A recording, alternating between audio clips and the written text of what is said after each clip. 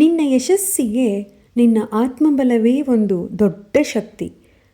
ಹಾಗಾಗಿ ನಿನ್ನ ಮೇಲೆ ನಿನಗೆ ನಂಬಿಕೆ ಇರಲಿ.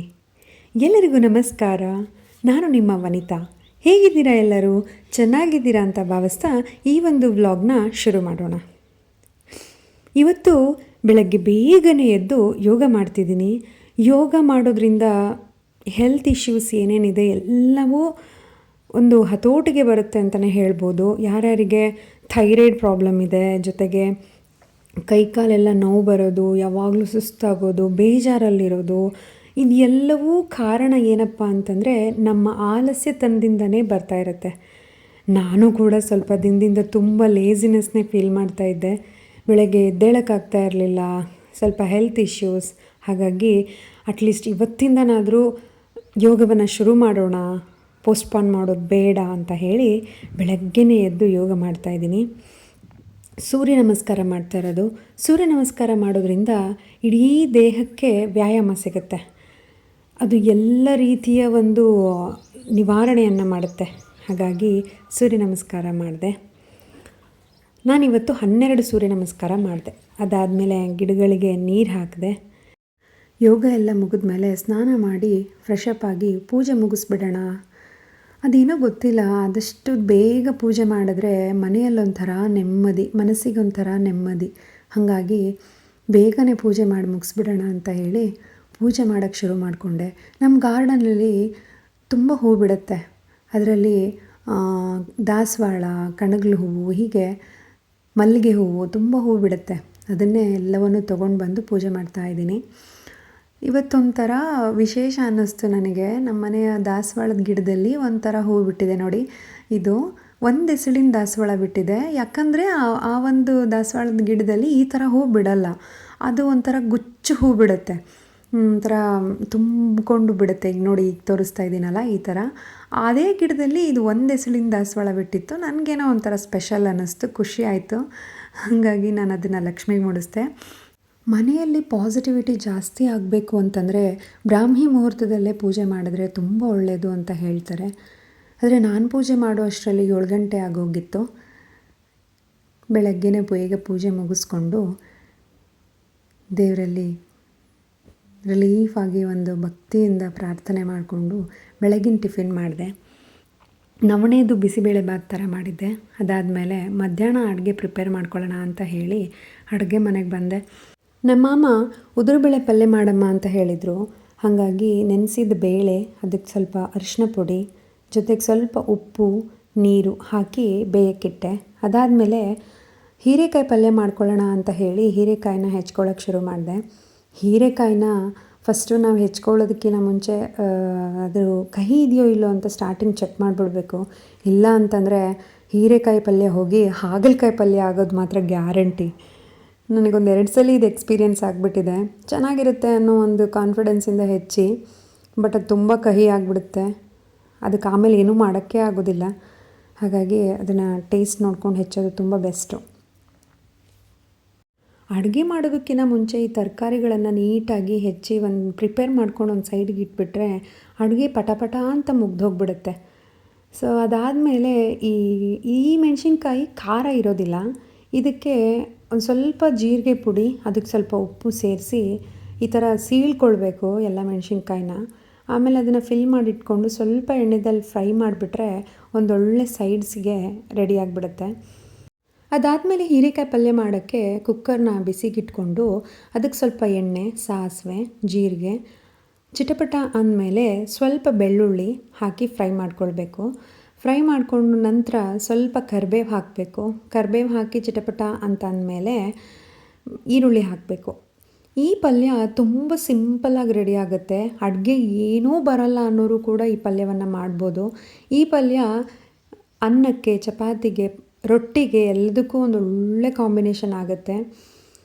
ಸೊ ಅದಾದಮೇಲೆ ಸ್ವಲ್ಪ ಹೀರೆಕಾಯಿ ಹಾಕಿ ಒಂದೊಳ್ಳೆ ಮಿಕ್ಸ್ ಕೊಡಬೇಕು. ಅದ್ರ ಜೊತೆಗೆ ನಾನು ಕೊತ್ತಂಬರಿ ಸೊಪ್ಪನ್ನು ಹಾಕ್ಕೊಂಡಿದ್ದೀನಿ. ಸ್ವಲ್ಪ ಉಪ್ಪು, ಖಾರದ ಪುಡಿ, ಬ್ಯಾಡಗಿ ಮೆಣಸಿನ್ಕಾಯಿ ಆದರೂ ಹಾಕ್ಕೋಬೋದು. ನಿಮಗೆ ಖಾರ ಜಾಸ್ತಿ ಆದರೆ ಗುಂಟೂರು ಖಾರನೂ ಮಿಕ್ಸ್ ಮಾಡಿ ಹಾಕ್ಕೋಬೋದು. ನಮ್ಮನೇಲಿ ಖಾರ ಜಾಸ್ತಿ ತಿನ್ನಲ್ಲ, ಹಾಗಾಗಿ ನಾನು ಬ್ಯಾಡಗಿ ಮೆಣಸಿನ್ಕಾಯಿ ಪೌಡ್ರನ್ನ ಹಾಕ್ಕೊಂಡಿದ್ದೀನಿ. ಒಂದೊಳ್ಳೆ ಮಿಕ್ಸ್ ಕೊಟ್ಟು ಕುಕ್ಕರ್ ಲಿಡ್ನ ಕ್ಲೋಸ್ ಮಾಡಿಬಿಟ್ರೆ ಹೀರೆಕಾಯಿ ಪಲ್ಯ ರೆಡಿ. ಒಂದೇ ವಿಷಲ್ ಹೊಡೆಸ್ಕೊಂಡ್ರೆ ಸಾಕಾಗುತ್ತೆ. ಅದಾದಮೇಲೆ ಉದುರುಬೇಳೆ ಪಲ್ಯ ಮಾಡೋಣ ಅಂತ ಹೇಳಿ ಪ್ಯಾನ್ನ ಬಿಸಿಗಿಟ್ಕೊಂಡು ಸ್ವಲ್ಪ ಎಣ್ಣೆ ಹಾಕಿ ಸಾಸಿವೆ ಜೀರಿಗೆ ಚಿಟಪಟ ಅನ್ಸ್ಕೊಂಡಾದ್ಮೇಲೆ ಉದುರುಬೇಳೆ ಪಲ್ಯಕ್ಕೆ ಬೆಳ್ಳುಳ್ಳಿ ತುಂಬಾ ಟೇಸ್ಟ್ ಕೊಡುತ್ತೆ. ಸ್ವಲ್ಪ ಬೆಳ್ಳುಳ್ಳಿ ಹಾಕಿ ಅದನ್ನು ನೀಟಾಗಿ ಫ್ರೈ ಮಾಡ್ಕೊಳ್ಬೇಕು. ಫ್ರೈ ಮಾಡ್ಕೊಂಡ್ಮೇಲೆ ಕರಿಬೇವು ಹಾಕಿ ಫ್ರೈ ಮಾಡಬೇಕು. ಈ ಉದುರುಬೇಳೆಗೂ ಅಷ್ಟೇ ಯಾವುದೇ ಮಸಾಲೆನ ಹಾಕಲ್ಲ. ಉತ್ತರ ಕರ್ನಾಟಕದ ತುಂಬ ಸ್ಪೆಷಲ್ ಪಲ್ಯ ಇದು. ಅದಾದಮೇಲೆ ಈರುಳ್ಳಿನ ಹಾಕ್ಕೊಂಡು ಫ್ರೈ ಮಾಡಬೇಕು. ಉದುರುಬೇಳೆ ಪಲ್ಯ ರೊಟ್ಟಿಗೆ ತುಂಬಾ ಟೇಸ್ಟಿಯಾಗಿರುತ್ತೆ. ಹಾಗಾಗಿ ಇವತ್ತು ರೊಟ್ಟಿ ಊಟ ಮಾಡೋಣ ಅಂತ ಹೇಳಿ ಉದುರುಬೇಳೆ ಪಲ್ಯ, ಖಾರನ ಚಟ್ನಿ, ಹಾಗೆ ಹೀರೆಕಾಯಿ ಪಲ್ಯ, ಆ ಮೆಣಸಿನ್ಕಾಯಿ ಫ್ರೈ ಇದೆಲ್ಲದರ ಜೊತೆಗೆ ಊಟ ರೆಡಿ ಆಗುತ್ತೆ. ಸ್ವಲ್ಪ ಹುಣಸೆಹಣ್ಣು ಹಾಕ್ಕೋಬೇಕು. ಸ್ವಲ್ಪ ರುಚಿಗೆ ಎಷ್ಟು ಬೇಕಷ್ಟು, ಜಾಸ್ತಿ ಹಾಕಿದ್ರೆ ಅದನ್ನು ತಿನ್ನೋಕ್ಕಾಗಲ್ಲ. ಸೊ ಹಾಗಾಗಿ ಅದಾದಮೇಲೆ ಸ್ವಲ್ಪ ಕೊತ್ತಂಬರಿ ಸೊಪ್ಪನ್ನ ಹಾಕ್ಕೊಂಡು ಬೇಕಂದರೆ ಸ್ವಲ್ಪ ಖಾರದ ಪುಡಿ, ಇಲ್ಲಾಂದರೆ ಹಸಿಮೆಣ್ಸಿನ್ಕಾಯಿ ಕೂಡ ಹಾಕ್ಕೋಬೋದು. ಸ್ವಲ್ಪ ಖಾರದ ಪುಡಿ ಹಾಕ್ಕೊಂಡ್ರೆ ಉದುರುಬೇಳೆ ಪಲ್ಯ ರೆಡಿ ಆಗುತ್ತೆ. ಸ್ವಲ್ಪ ಒಂದೆರಡೇ 2 ನಿಮಿಷ ಸಿಮ್ಮಲ್ಲಿ ಬೇಯಿಸ್ಕೋಬೇಕು. ಸೊ ಖಾರನ ಚಟ್ನಿ ಮತ್ತು ಮೆಣಸಿನ್ಕಾಯಿ ಫ್ರೈನ ನಾನು ವೀಡಿಯೋ ಮಾಡ್ಕೊಂಡಿದ್ದೆ, ಆದರೆ ವೀಡಿಯೋ ತುಂಬ ಲೆಂದಿ ಆಗುತ್ತೆ ಅಂತ ಹಾಕಕ್ಕೆ ಹೋಗಲಿಲ್ಲ. ಇದಾದಮೇಲೆ ರೊಟ್ಟಿ ಮಾಡ್ಕೊಳ್ಳೋಣ ಅಂತ ನೀರು ಕುದಿಯೋಕ್ಕಿಟ್ಟು ಹಿಟ್ಟು ಜಲಿಸ್ಕೊಂಡು ಕಣ್ಣಳತಿನಲ್ಲೇ ನೀರಿಗೆ ಎಷ್ಟು ಹಿಟ್ಟು ಹಾಕಬೇಕು ಅಂತ ನನಗೆ ರೂಢಿ ಆಗೋಗ್ಬಿಟ್ಟಿದೆ. ಯಾಕಂದರೆ ಚಿಕ್ಕ ವಯಸ್ಸಿಂದನೂ ಅಮ್ಮ ನನಗೆ ಹಾಗೆ ಕಲಿಸ್ಬಿಟ್ಟಿದ್ದಾರೆ. ಅಂದಾಜಲ್ಲಿ ನಾವು ಹಿಟ್ಟು ಹಾಕ್ಕೊಂಡು ಕುದಿಯೋ ನೀರು ಸರಿಯಾಗಿ ಕುದೀತಾ ಇರಬೇಕು. ಅದಾದಮೇಲೆ ಹಿಟ್ಟು ಹಾಕ್ಕೊಂಡು ತಿರುಗಿಸ್ಕೊಂಡ್ಬಿಟ್ರೆ ಆ ಹಿಟ್ಟಿನ ಸರಿ ರೆಡಿ ಆಗಿಬಿಡುತ್ತೆ. ಈ ಜೋಳದ ಸರಿನ ಒಬ್ಬೊಬ್ಬರು ಒಂದೊಂದು ರೀತಿ ಮಾಡ್ಕೊಳ್ತಾರೆ. ಒಬ್ಬೊಬ್ಬರು ಈ ಒಣ ಹಿಟ್ಟಿಗೆ ಕುದಿಯೋ ನೀರನ್ನು ಹಾಕ್ಕೊಂಡು ಕಲಿಸ್ಕೊಳ್ತಾರೆ. ಅಂದರೆ ಕಲ್ಲ ಮೇಲೆ ಅಥವಾ ಕೊಣಗ್ಗೆ ಅಂತಾರಲ್ವ, ಅದರಲ್ಲಿ. ನನಗೆ ಇದೇ ರೀತಿ ರೂಢಿ. ಆ ಹಿಟ್ಟಿನ ಸರಿ ಹಾಕ್ಕೊಂಡು ಒಂದು 2 ನಿಮಿಷ ಆರಿಸ್ಕೊಳ್ಬೇಕು. ಇಲ್ಲಾಂದರೆ ಕೈ ತುಂಬ ಸುಟ್ಟೋಗ್ಬಿಡುತ್ತೆ. ಇದು ಸುಡಲ್ವ ಅಂದರೆ ಸುಡುತ್ತೆ. ಅದು ಸ್ವಲ್ಪ ಬಿಸಿ ಇರಬೇಕಾದ್ರೇ ಹಿಟ್ಟನ್ನು ನಾದ್ಕೊಳ್ಬೇಕು. ಎಷ್ಟು ಚೆನ್ನಾಗಿ ನಾದ್ಕೊಳ್ತೀವಿ ಅಷ್ಟು ಚೆನ್ನಾಗಿ ರೊಟ್ಟಿ ಬರುತ್ತೆ. ಸ್ವಲ್ಪ ತಣ್ಣೀರು, ಸ್ವಲ್ಪ ಒಣ ಹಿಟ್ಟನ್ನ ಹಾಕ್ಕೊಳ್ತಾ ನಾವೇನು ಮಾಡ್ಕೊಳ್ಬೇಕು, ಚೆನ್ನಾಗಿ ನಾದಬೇಕು. ನಾನಿಲ್ಲಿ ಫುಲ್ ವೀಡಿಯೋನ ಇಟ್ಟಿಲ್ಲ, ಕಟ್ ಮಾಡಿದ್ದೀನಿ. ಸೊ ಎಷ್ಟು ಚೆನ್ನಾಗಿ ನಾದ್ಕೊಳ್ತೀರಾ ಅಷ್ಟು ಚೆನ್ನಾಗಿ ರೊಟ್ಟಿ ಬರುತ್ತೆ. ನಮಗೆ ಸ್ಟಾರ್ಟಿಂಗಲ್ಲಿ ಮಾಡ್ತೀವಿ ರೊಟ್ಟಿನ ಅನ್ನೋರು ಆ ಹಿಟ್ಟನ್ನು ಸರಿನ ಆರಿಸ್ಕೊಂಡೇ ನೀವು ನಾದ್ಕೊಳ್ಬೋದು. ರೊಟ್ಟಿ ತುಂಬಾ ಒಳ್ಳೆ ಫುಡ್ಡು, ಹೆಲ್ತ್ಗೆ ತುಂಬ ಬೇಗ ಡೈಜೆಷನ್ ಆಗುತ್ತೆ. ರೊಟ್ಟಿ ಜೊತೆಗೆ ಪ್ರೋಟೀನ್ ಇರ್ತಕ್ಕಂಥ ಕಾಳಿನ ಪಲ್ಯ, ತರಕಾರಿ ಪಲ್ಯ ಹೀಗೆ ತಿನ್ನೋದ್ರಿಂದ ಹೆಲ್ತ್ಗೆ ಡಯಟ್ ಕೂಡ ಆಗುತ್ತೆ. ಆವತ್ತಿನ ಕಾಲದಲ್ಲಿ ಹಿರಿಯರು ಏನೇನು ಫುಡ್ ಮಾಡಿದ್ದಾರೆ ಅದಕ್ಕೆಲ್ಲದಕ್ಕೂ ಒಂದು ಅರ್ಥ ಇದೆ. ನಮ್ಮ ಮನೇಲಿ ಸ್ವಲ್ಪ ಜಾಸ್ತಿನೇ ರೊಟ್ಟಿನ ಪ್ರಿಫರ್ ಮಾಡ್ತೀವಿ. ಯಾಕಂದರೆ ರೊಟ್ಟಿ ಅನ್ನೋದು ಎಲ್ಲರಿಗೂ ಇಷ್ಟ. ಅದ್ರ ಜೊತೆಗೆ ಸ್ವಲ್ಪ ಹೆಲ್ತಲ್ಲಿ ಫಿಟ್ ಕೂಡ ಇರ್ತೀವಿ, ಆರೋಗ್ಯ ಚೆನ್ನಾಗಿರುತ್ತೆ ಅನ್ನೋ ಕಾರಣದಿಂದ. ಹಿಂದಿನ ಕಾಲದಲ್ಲಿ ಪ್ರತಿಯೊಬ್ಬರ ಮನೆಯಲ್ಲೂ ಬೆಳಗ್ಗೆ ಎದ್ದರೆ ರೊಟ್ಟಿ ಮಾಡಿಕೊಂಡು ತಿಂದು, ರೊಟ್ಟಿ ಪಲ್ಯ ತಿಂದು ಅಥವಾ ರೊಟ್ಟಿ ಚಟ್ನಿ ತಿಂದು, ಪುಡಿ ತಿಂದು ಹೊಲಗಳಿಗೆ ಹೋಗಿ ಕೆಲಸ ಮಾಡ್ತಾಯಿದ್ರು. ಬಟ್ ಇವತ್ತಿನ ಕಾಲ ಎಲ್ಲ ಚೇಂಜ್ ಆಗಿಬಿಟ್ಟಿದೆ. ಪ್ರತಿಯೊಬ್ಬರ ಮನೆಯಲ್ಲೂ ನಾವೇನು ಮಾಡ್ತೀವಿ ಅಂತಂದರೆ ತಿಂಡಿಗಳನ್ನ ಮಾಡಿ ಯಾವಾಗಾದರೂ ಒಂದೊಂದು ದಿವಸ ರೊಟ್ಟಿ ಮಾಡ್ತಾ ಹೋಗ್ತಿದ್ದೀವಿ. ತಪ್ಪೇನಿಲ್ಲ, ಈಗಿನ ಫಾಸ್ಟ್ ಲೈಫಿಗೆ ನಾವು ಅಡ್ಜಸ್ಟ್ ಆಗಲೇಬೇಕು.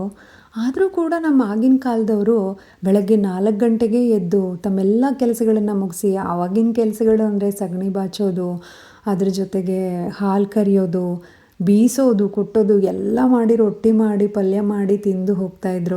ಅವ್ರ ಹೆಣ್ಮಕ್ಳು ಕೂಡ ಗದ್ದೆ ಕೆಲಸಗಳಿಗೆ ಹೋಗ್ತಾಯಿದ್ರು.